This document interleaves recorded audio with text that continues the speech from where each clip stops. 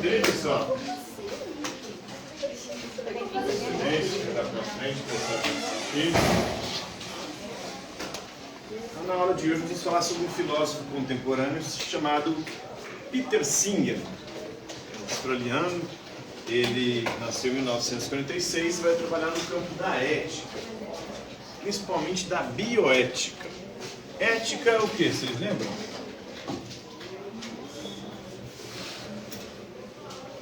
Palavra de origem grega, vem de ethos. Ethos está relacionado ao comportamento.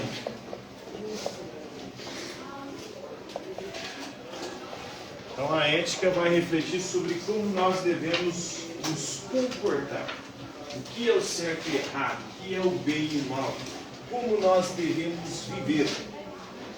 É isso que a ética vai refletir. E ele está mais especificamente no campo da bioética. Bio vem de seres vivos. Então vai refletir sobre o nosso comportamento em relação aos seres vivos, não exclusivamente humanos. Principalmente os animais, que para ele, assim como nós, são seres sencientes. O que significa serem seres sencientes? Significa que são capazes, passíveis de também sentirem dor. E aí ele vai questionar se nós devemos ou não infligir dor aos animais. Se nós podemos ou não usar os animais como bem nos aprouver, sem ter nenhum tipo de cuidado e de respeito a eles. Então, é essa reflexão que o Peter Singer vai fazer na sua bioética, na sua ética, que é uma ética utilitarista. O utilitarismo se preocupa com aquilo que é útil. E útil para o utilitarismo é aquilo que causa o maior bem para o maior número de pessoas. O maior prazer para o maior número de pessoas. A maior felicidade para o maior grupo de pessoas. E aí, o Peter Singer vai incluir no utilitarismo, naquilo que é útil, o maior bem também para os animais. Então, na ética de Peter Singer, nós devemos pensar se os nossos comportamentos, se as nossas ações estão provocando ou não o maior prazer, a maior felicidade, o maior bem-estar para os animais.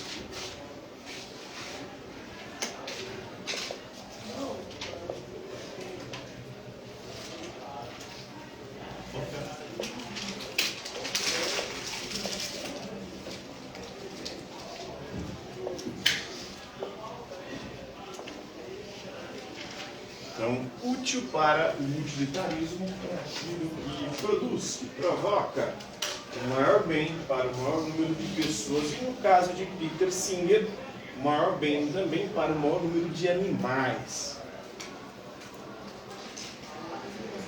Então, ele vai dizer o seguinte: no sofrimento, os animais são nossos iguais, porque eles sofrem também, eles sentem dor também. E será que é ético infligir dor aos animais? Quando a gente fala dos pets, geralmente a gente costuma dizer que isso deveria ser proibido. Inclusive é crime no nosso país, tortura animais, não é? A pessoa for pega aí torturando um cachorro, um gato, um cavalo, mas eles são animais domesticados. E alguns dos animais domesticados, nós os usamos para a nossa alimentação e para explorar ou explorá-los ao máximo. Então ele vai defender aí o veganismo. Você sabe o que é o veganismo? Não consumir nenhum produto de origem animal, porque para ele, na produção de todos os produtos de origem animal, há a provocação de dor e mal-estar aos animais. Por isso que o veganismo vai defender nada de origem animal, diferentemente do vegetarianismo, O vegetarianismo que já era defendido no mundo antigo. Lá na Índia, né, os indianos, né, o jainismo também. Em 550 a.C., o sábio indiano e o líder jainista, o Mahavira, ele vai advogar o vegetarianismo estrito. Ou seja, não comer carne. Mas ali estava previsto, ou era possível, você consumir outros produtos de origem animal, como leite, ovos, mas carne não. Então essa é a diferença entre o vegetarianismo e o veganismo. No vegetarianismo você só não come carne. No veganismo você não come nada de origem animal. Não come ovos, não bebe leite ou qualquer outro produto que tenha de alguma forma explorado, provocado dor aos animais. Então, o utilitarismo é uma corrente filosófica que surge no século XVIII, em 1789, com o Jeremy Bentham. Ele explicou a teoria do utilitarismo na sua obra Uma Introdução aos Princípios da Moral e da Legislação. Ele argumentava aí que cada um conta como um, e ninguém como mais de um. O que ele quis dizer com isso? Em 1789 nós tivemos o início da Revolução Francesa. E na Revolução Francesa, a França, naquele contexto no antigo regime, era dividida em 3 estados. O primeiro estado, composto pelo clero, o segundo estado pela nobreza, o terceiro estado pelo povo. Aí juntava burguesia, comerciantes, geralmente a burguesia eram os comerciantes, os artesãos e os camponeses. E o terceiro estado era muito mais volumoso, praticamente 95, 96, 7% da população francesa estava no terceiro estado. Mas na hora de decidir as coisas, o terceiro estado só tinha um voto, mesmo sendo maioria da população. Então isso mostrava que no antigo regime na França não havia isso, né? Não era cada pessoa conta como um. Alguns grupos tinham mais poder e contavam como mais, como o clero e a nobreza. E acabavam assim, tendo interesse em comum com o clero e a nobreza e subjugando sempre o terceiro estado, condenando o terceiro estado a uma situação de vida extremamente hostil e precária. Então ele vai defender isso, que cada um é um, que cada um deve contar com um numa sociedade que não existia no mundo medieval e no início do mundo moderno, porque alguns grupos eram privilegiados, tinham suas regalias, eram considerados de forma diferente perante a lei, perante a legislação, muitas vezes estando até acima da lei e acima da legislação. Para o Jeremy Bentham, todo mundo é igual e cada um deve contar como um. E os interesses de cada um importam. E por isso, no seu utilitarismo, nós devemos buscar o maior bem para o maior número de pessoas, contando cada um. Não é o maior bem para um grupo, para uma classe ou outra específica, mas contando cada um. Uma espécie de matemática aí para procurar produzir o melhor bem, ou o maior bem para o maior número de pessoas. Depois, em 1863, na sua obra Utilitarismo, John Stuart Mill desenvolveu aí o conceito do Jeremy Bentham, uma abordagem que considera atos individuais para outra que considera regras morais. Ele dá continuidade ao seu utilitarismo numa perspectiva liberal e defendendo aí as liberdades e, mais uma vez, procurando produzir o maior bem para o maior número de pessoas. Então, em todas as nossas ações, a gente deve refletir sobre isso. Isso que eu vou fazer. Ele vai produzir o maior bem, o maior bem-estar, o maior prazer, a maior felicidade para o maior número de pessoas ou não? Se for produzir mal, dor, sofrimento, essa ação é eticamente errada, na perspectiva dos utilitaristas. Então, se o que você vai fazer for produzir infelicidade, dor, sofrimento, mal-estar, essa ação ela é antiética, principalmente para o maior número de pessoas. E aí entra a discussão, Você deve sempre fazer esse cálculo. Entra alguns dilemas filosóficos, como o dilema do trem. Já ouviram falar do dilema do trem? O dilema do trem é o seguinte: Um trem descarrilhado está descendo. E ele vai matar 10 pessoas se ele continuar na mesma direção. Se você puxar a alavanca, o trem vai mudar de direção e vai matar somente 2 pessoas. Como você deve proceder diante dessa situação e circunstância? Você deve puxar a alavanca e matar só 2, ou deixar ir reto e matar as 10?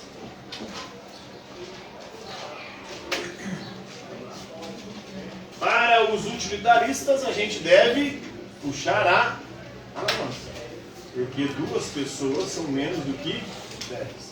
Eu tenho que pensar numa perspectiva de produzir o maior bem para o maior número de pessoas. O problema é que esses dilemas, eles são complexos, né? E se essas 2 pessoas forem o seu pai e a sua mãe? Eu falo que tem que escolher outro trilho de etapa, porque ninguém decide quem mora. Especialmente das 10 pessoas. Então, é outra perspectiva que não a utilitarista, né? Diante desses dilemas éticos, morais, filosóficos, né, tem várias possibilidades de resposta. A ética da medicina, A ética da medicina também ela é mais utilitarista atualmente, né? Inclusive, por exemplo, no Covid, com o Covid. Se temos uma pessoa idosa e uma jovem, que só tem uma possibilidade, um aparelho para poder levar essa pessoa a respirar, né, de forma artificial, deve-se colocar o jovem no aparelho. O mas idoso se já já tivesse um velho ocupando na aparelho, eles iam tentar ressuscitar o velho Mas aí tem vidas diferentes, a vida tem um peso diferente nessa perspectiva. O utilitarista, o jovem, teria a possibilidade de viver muito mais tempo do que o idoso. Então, seres sencientes. Então são dilemas éticos, né, que é abordado hoje na bioética, a vertente utilitarista, que é a bioética que atua no campo da medicina. Ela trabalha uma perspectiva mais utilitarista, né? Apesar de que tem outras possibilidades, tem a ética das virtudes, tem a ética kantiana, que é a do universalismo moral, age de tal maneira de que a sua ação possa se tornar uma regra universal. E aí, então, a ética kantiana, algumas coisas não podem ser feitas jamais, como mentir. Por quê?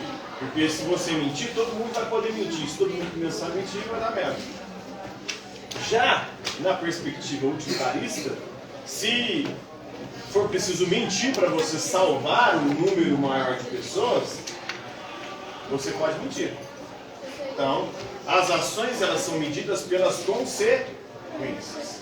Enquanto para a ética kantiana, as ações são medidas pela sua possibilidade de se tornarem universais. Se não é possível universalizar, então é porque aquilo é errado. E na ética da virtude, você tem que agir de acordo com os princípios da virtude, né? Perspectivas diferentes aí. Em 1973, o filósofo norte-americano Tom Reagan publicou o caso dos direitos dos animais, né? Então é uma discussão que está presente hoje dentro da filosofia, dentro do campo da bioética, da proteção aos animais, porque são seres sencientes. A gente não concorda com torturar e matar cachorros, gatos, esses animais que a gente tem de estimação. Porque a gente concorda em fazer isso com galinha, com porco, com vaca, com boi. Qual que é a diferença desses animais uns para os outros? Gosto? Será que é só o gosto? Será que é só o sabor? Alguns países, inclusive, comem esses animais. Cachorro, gato. Esses pets, né? Para nós aqui. Na Índia não pode matar a vaca, né? Não pode, né? considerado um animal sagrado. Vários animais, inclusive é lá que surge o vegetarianismo, né? Indianos que vão ser os primeiros a defender não comer carne de animais, mas com uma outra perspectiva, uma perspectiva religiosa, porque para eles a reencarnação, você pode se reencarnar como animal. Então o animal que você vai matar pode ser um familiar seu, que reencarnou ali.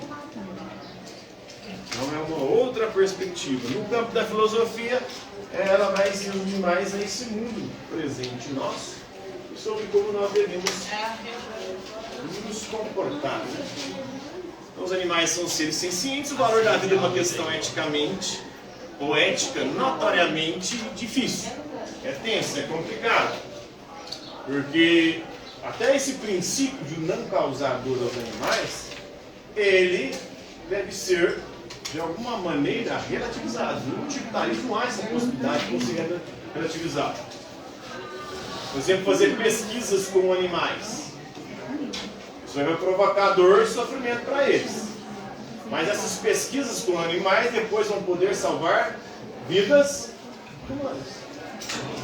Então, se vai causar maior bem-estar, felicidade e prazer para um grupo, então você tem que fazer esse cálculo.